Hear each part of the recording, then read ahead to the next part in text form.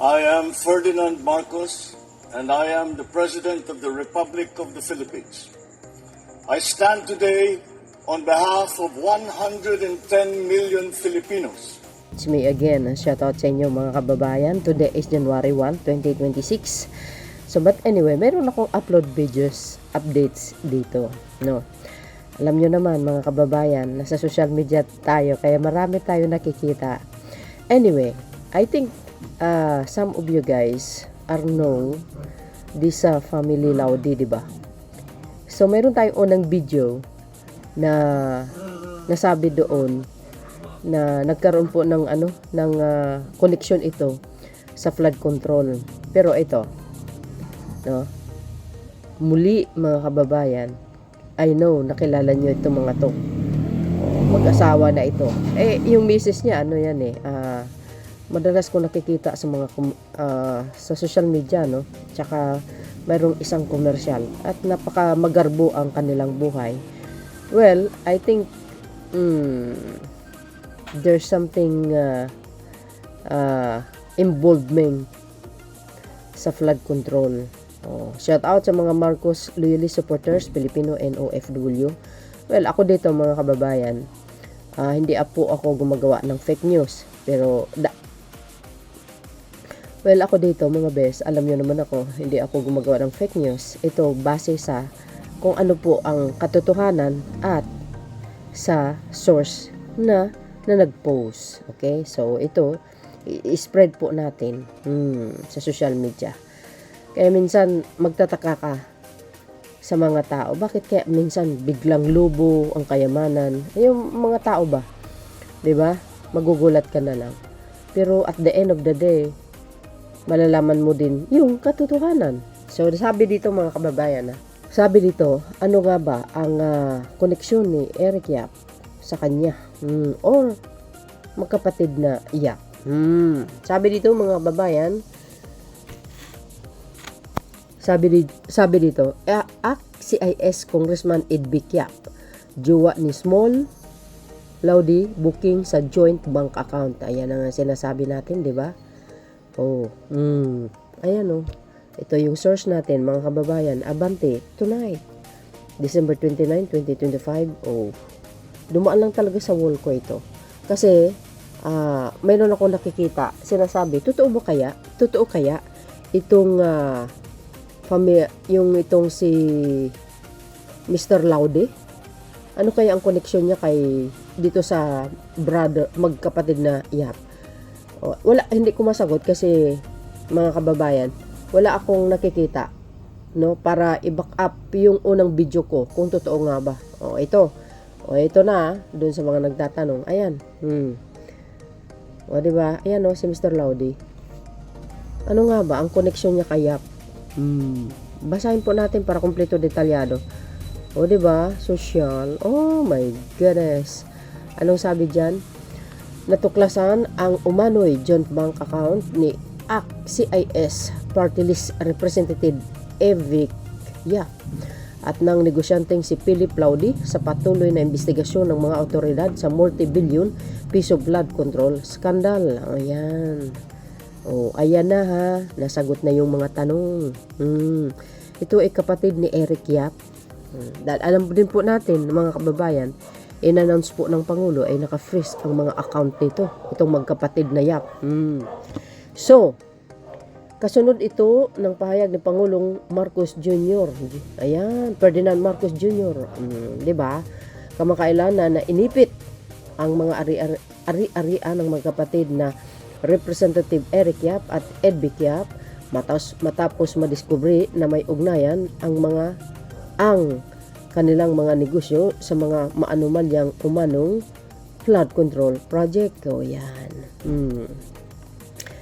Sabi nga natin, 'di ba? Kahit sino siguro sa inyo, talagang matindi yung mga binangga ni Pangulong Marcos Jr., malalaking businessman at kilalang personalidad sa social media.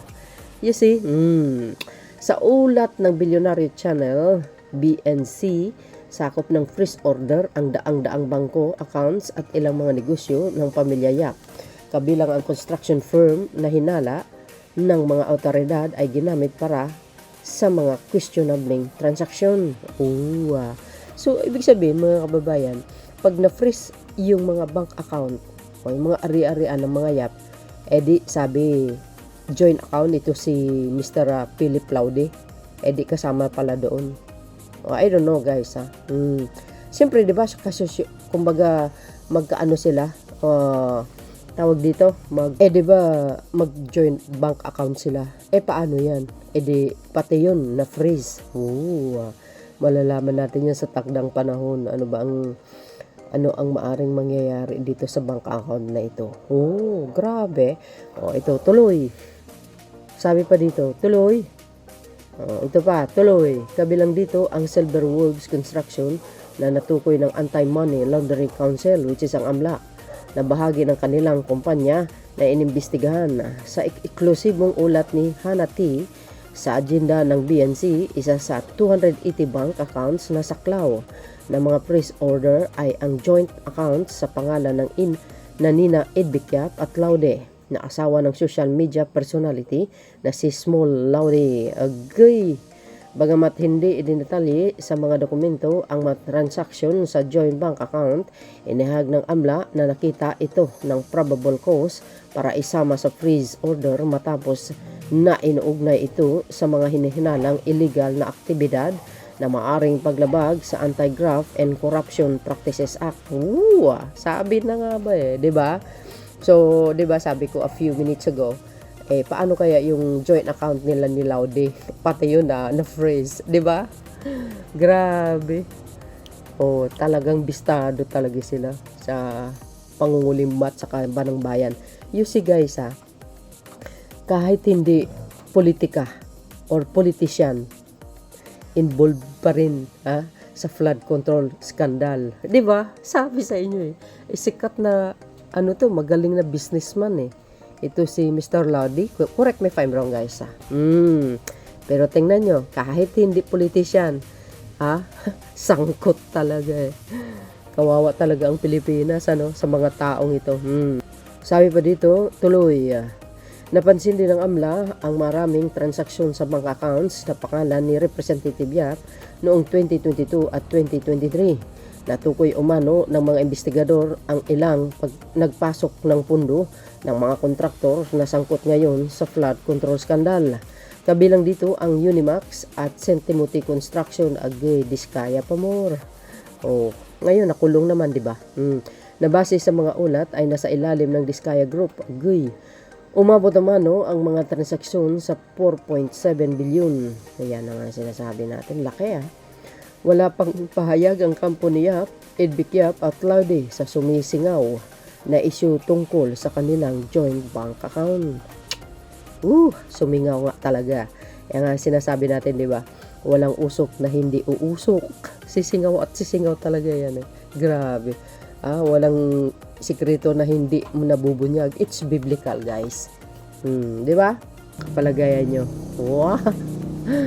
Oh my goodness. Natuklasan ng umano'y joint bank accounts ni ACT-CIS Party List Congressman Edbikyap at negosyanteng si Philip Laude sa patuloy na investigasyon ng mga otoridad sa multi-billion pesos sa flood control scandal. Agay! Ayan na, ang source natin. Sabi ko, hindi tayo basta-basta nag-upload dito na walang source. Ayan ACT-CIS Congressman Edbikyap, jowa ni Small Laude booking sa joint account. Paktay kayo ngayon. Hindi nyo kayang banggain si PBBM. Ayan. Di ba? Siguro, sa mga past admin, namimihasa sila sa pangungulimbat sa kabanang bayan. Kaya ang ginawa nila, tinuloy-tuloy nila hanggang sa Marcos administration. Pero guys, hindi sila naging aware, 'di ba? Nagkamali sila, mga kababayan, sa sumunod na administration na ang akala nila tuloy-tuloy pa din. Pero nagulantang lahat, 'di ba? Na-expose sila doon sa zona ng Pangulo. Ayun, timbog kayo lahat. Yari ang mga ari-arian ninyo. Yan, 'di ba? Maraming galit kay Pangulong Marcos Jr. Kaya ipinanganak ang destabilization. Alam po natin itong Yap may malapit sa mga Duterte. Ito si Eric Yap, 'di ba? So yun mga best, ang pinaka-latest updates ko sa inyo. Isinishare ko lang talaga sa inyo yung mga nakikita ko. Para malaman at mayroon kayong updates guys. Anyway, Happy New Year to all of you guys. Marcos Loyalty supporters, Filipino and OFW. Shout out muli sa inyo. Sabi dito guys ng mga nagko-komenta yan. Questionable wealth na properties of the Laudis investigate this family. Yes. 'Di ba sabi ko? Tingnan nyo, kahit hindi politician pero sangkot, 'di ba? Dapat lang imbestigahin yung pamilya na 'yan. Aba, hindi naman talaga pwede yung ganyan. Kaya nga sabi ko, 'di ba? Namimihasa sila nung mga nakaraang admin, walang nanita. Pero nagkamali sila ngayon. Hindi nila pwedeng ihambing, 'di ba? Or iparehas yung nakaraang admin. At saka ngayon, masyadong strikto. At mausisa, mitikuloso ang Marcos administration. Siyempre, ang Pangulo. Loud and clear. What a small word. Ooh. I urge the Office of the Ombudsman to take a deep action and investigate this matter immediately and truthfully. Gising Pilipinas, yes. Kaya wait tayo. Slowly by slowly but surely. Si Ombudsman Remulla naman nakikinig at nakikita niya lahat yan. Di ba? Hindi naman sa government si Laudi nagtatrabaho pa at paniniwalaan yan, fake news. Di ba? Ganyan talaga yung mga DDS. Kung sino yung mga salot yun, ang kakampihan. Ganun lang yun. OMG, Happy New Year. Ako po, baka madamay si Madam Alice Eduardo Aguy. Well, let's see the result of the investigation ng pamalaan. Yes, investigate Laudis family, lalo na yung ate nila sobrang yaman, para naman yung pera nila ibigay na lang sa mga pamilyang walang-wala. Yun nga ang problema di ba? Problema din talaga sa Pilipinas. Kaya nga mga kababayan the next election dapat tulad ni PBBM, may tapang, di ba? Walang sinasanto kahit sinong bilyonaryong mayayaman diyan. Basta nagkamali, dapat lang mabigyan ng kaparusahan. Dapat lang yun. 'Di ba? Sana. Kaya maghintay tayo para malaman ang katotohanan. Dapat lang imbestigahin yung Laudis family. Wow, kaya pala mayaman. Super rich si Madam.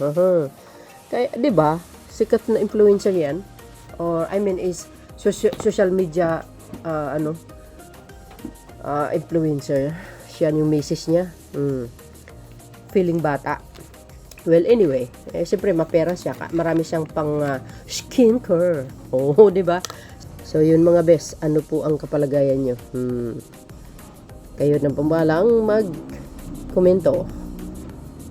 Thank you guys for watching. See you again on my next upload. Bye bye bye and baboos. God bless Philippines. Happy New Year everyone. There's more.